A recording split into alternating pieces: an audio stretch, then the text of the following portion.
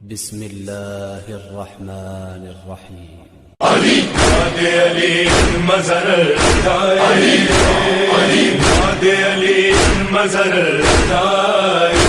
علي نادي علي المزر أعوذ بالله من الشيطان الرجيم. بسم الله الرحمن الرحيم.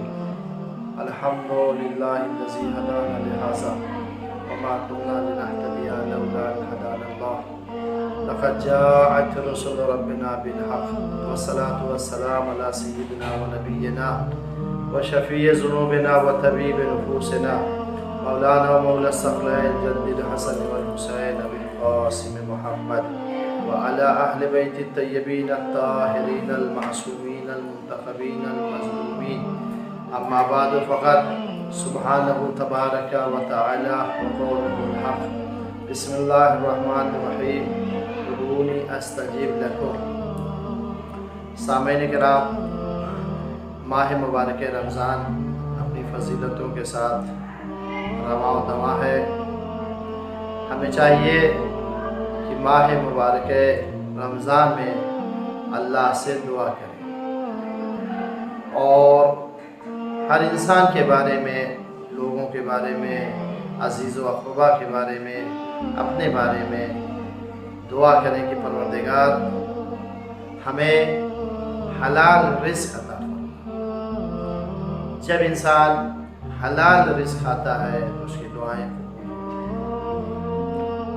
آداب دعا یہ ہے کہ کوئی بھی دعا کرنے سے پہلے انسان کو چاہیے کہ بسم اللہ پڑھے، اس کے بعد حمد الہی کرے، اللہ کی ستائش کرے، اور شروع میں اور آخر میں صلوات محمد وآل محمد پر پڑھے. شروع میں بھی صلوات پڑھے، آخر میں بھی صلوات پڑھے، اور صلوات کے درمیان میں اپنی دعا کو رکھے. یہ دعا بہت جلد قبول ہوتی ہے.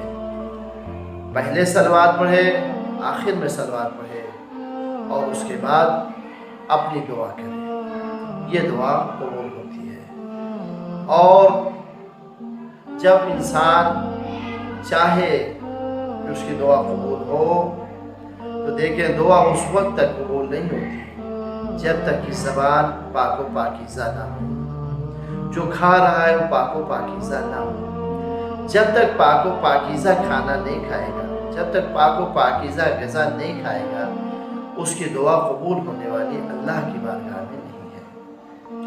حضرت امام جعفر صادق علیہ السلام ارشاد فرماتے ہیں کہ جو شخص چاہتا ہے کہ اس کی دعا قبول ہو، اسے چاہیے کہ اپنے کاروبار کو پاک و پاکیزہ کرے.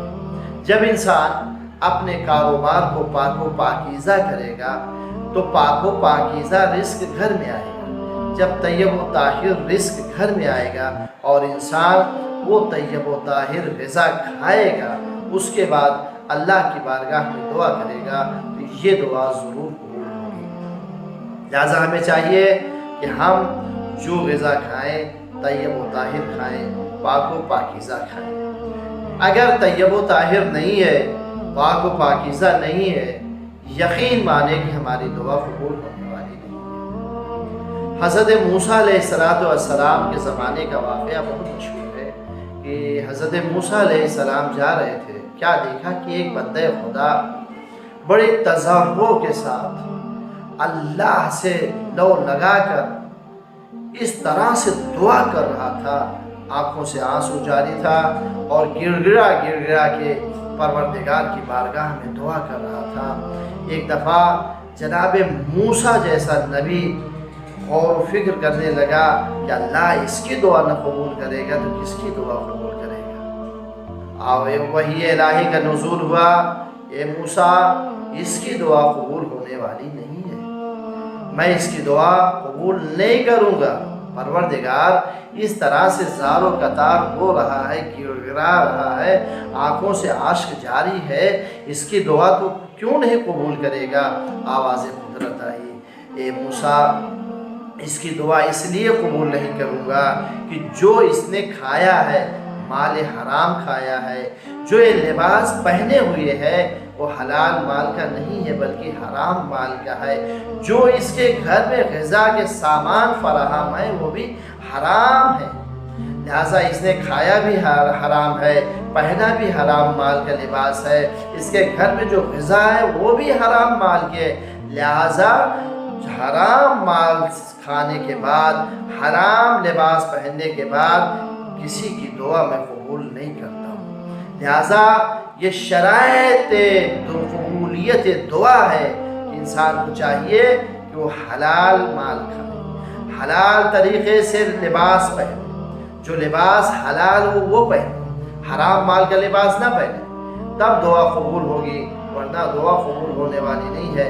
حضرت محمد مصطفیٰ صلی اللہ علیہ وآلہ وسلم نے فرمایا، اگر تم چاہتے ہو کہ تمہاری دعا قبول ہو تو اپنی غذا کو پاک و پاکیزہ کرو۔ کون کہہ رہا ہے؟ وقت کا نبی کہہ رہا ہے، آخری نبی خاتم الانبیاء کہہ رہا ہے، اگر تم چاہتے ہو کہ تمہاری دعا قبول ہو تو اپنی غذا کو طیب و طاہر کرو، پاک و پاکیزہ کرو۔ جب تک طیب و طاہر غذا نہیں کھاؤ گے، پاک و پاکیزہ غذا نہیں کھاؤ گے، دعا قبول ہونے والی نہیں ہے۔ لہٰذا سب سے اہم چیز ہے کہ ہمارے جسم میں جو بھی چیز جائے حلال طریقے سے جائے، حلال جائے، حرام نہ جانے پائے۔ اگر حرام مال ہمارے شکم میں چلا گیا تو ہماری دعا قبول ہونے والی نہیں ہے، یہ زبان نجس ہو جائے گی، نجس زبان سے ہم دعا کرتے رہے، ہماری دعا قبول نہیں ہوگی۔ اور ہمیں چاہیے کہ ہم ایسے وقت کا انتخاب کریں جب دعا قبول ہوتی ہے۔ پہلے لباس پاک ہو، غذا پاک ہو، طیب و طاہر غذا ہو، اس کے بعد وقت کا انتخاب کریں۔ کچھ خاص وقت ہے جب حتمی دعا قبول ہوتی ہے، ورنہ ایسا تو نہیں ہے کہ دعا قبول نہیں ہوتی۔ جب بھی اللہ کی بارگاہ میں انسان خالصۃ لوجہ اللہ، خلوص دل کے ساتھ دعا کرتا ہے، اس کی دعا قبول ہوتی ہے۔ لیکن کچھ وقت خاص ہے جب اس وقت دعا کی جاتی ہے وہ خصوصیت سے دعا قبول ہوتی ہے۔ جیسے نماز کے بعد اگر کوئی انسان دعا کرتا ہے تو اللہ اس کی دعا کو رد نہیں کرتا۔ حالت سجدے کے بعد، سجدہ کرنے کے بعد اگر کوئی انسان دعا کرتا ہے تو اس کی دعا قبول ہوتی ہے۔ یہ وہ مقام ہے جو بیان کیے گئے ہیں۔ اگر دعا چاہتے ہو کہ تمہاری قبول ہو جائے تو کم سے کم قرآن مجید کی تلاوت کرو، اور 100 آیت جب تلاوت کر چکو تو اس کے بعد اللہ کی بارگاہ میں دعا کرو۔ یہ روایتوں میں موجود ہے کہ قرآن مجید کی کم سے کم 100 آیت کی تلاوت کرنے کے بعد انسان کو چاہیے اللہ سے دعا کرے۔ رات کی تاریکی میں پروردگار سے دعا کرو۔ رات کی تاریکی میں جب سارے بندے سو رہے ہوں، اس وقت اللہ کی بارگاہ میں ہاتھوں کو بلند کر کے پروردگار سے دعا کرو تو اللہ یہ دعا قبول کرتا ہے۔ شب جمعہ اور روز جمعہ اللہ دعا قبول کرتا ہے۔ اور رجب میں، ماہ رجب، ماہ شعبان اور ماہ رمضان میں اللہ دعاؤں کو قبول کرتا ہے۔ انسان کو چاہیے تینوں مہینوں میں اللہ کی بارگاہ میں ہر روز دعا کرے، یہ دعا قبول ہوتی ہے۔ شب قدر میں پروردگار بندوں کی دعا کو قبول کرتا ہے۔ اور ماہ رمضان المبارک کے آخری عشرے میں خاص طور سے خاص رحمت اللہ کی ہوتی ہے، اور اللہ اس آخری عشرے میں اپنے بندوں کی دعاؤں کو قبول کرتا ہے۔ اور جانتے ہیں جب بارش ہوتی ہو، وقت باران، انسان کو چاہیے کہ اپنے معبود سے دعا مانگے، اپنے معبود سے دعا کرے تو دعا قبول ہوتی ہے۔ بارش کے وقت خصوصیت کے ساتھ انسان کو چاہیے جیسے بارش شروع ہو جائے اللہ کی بارگاہ میں دعا کرے۔